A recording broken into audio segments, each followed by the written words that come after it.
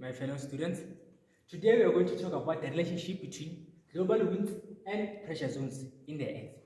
So these pressure zones occur when air near the ground becomes warmer or colder than the air nearby.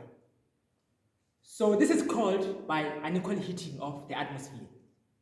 Different pressure bands vary in circulation pattern and weather. We have cyclone and anticyclone. Cyclone are low pressure area where different air masses meet and rise. Anticyclone is high pressure area where different air masses move apart and start to sink. So these pressure cells can be classified into thermal and dynamic cell, which are characterized to the pressure zones which exist in the earth. I am now going to leave my colleague to discuss with you the causes of global wind and the rest of the presentation. Thank you. Greetings, my fellow students. As my colleague said, I'm going now to continue with the global winds. So I'm going to start by telling you what actually are global winds.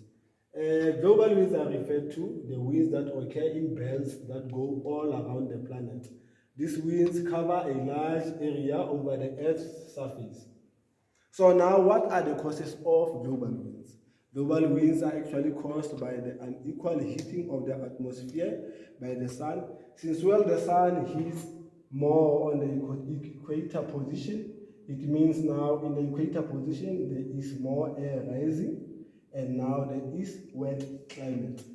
So the other reason is the Coriolis force, which actually causes the winds to be deflected to the right in the northern hemisphere and to be deflected to the left in the northern hemisphere. In my presentation here, I have two pictures of cells. The other picture is in the northern hemisphere. The other one is in the southern hemisphere.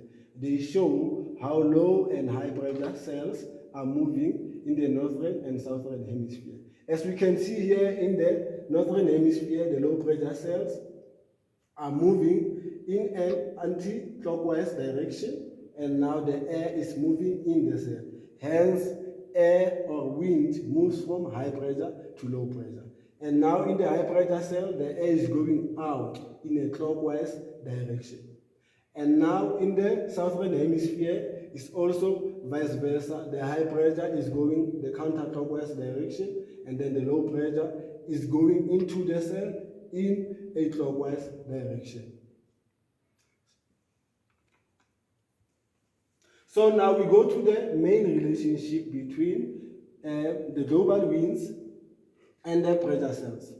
So the relationship between the two is actually called the global air circulation, because now winds are actually caused by pressure differences and unequal heating of the atmosphere. It means now, as we said, wind is going to move from a high pressure to a low pressure cell. So now we have 7 pressure belts, which are the equatorial low. We also have the subtropical high in the north and south, and we also have the subpolar low in the north and south, and the polar high in the north and south. All these are our pressure belts that exist around the Earth. And then we also have 3 major global wind systems, which are tropical easterlies, we have the westerlies, we also have the polar easterlies. So I'm going to take you through our diagram here very fast to show you how the global air circulation actually works.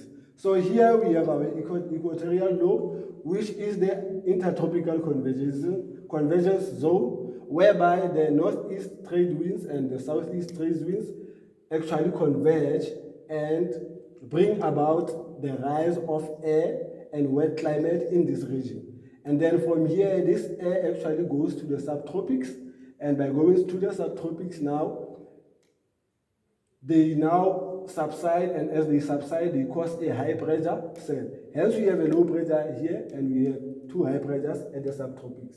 Now, in the subpolar low pressure cell, what happens is that the air from the polar high and the air from the subtropics actually converge, and they give a rise to the low pressure that exists here. We thank you very much for your ears. as we conclude this presentation.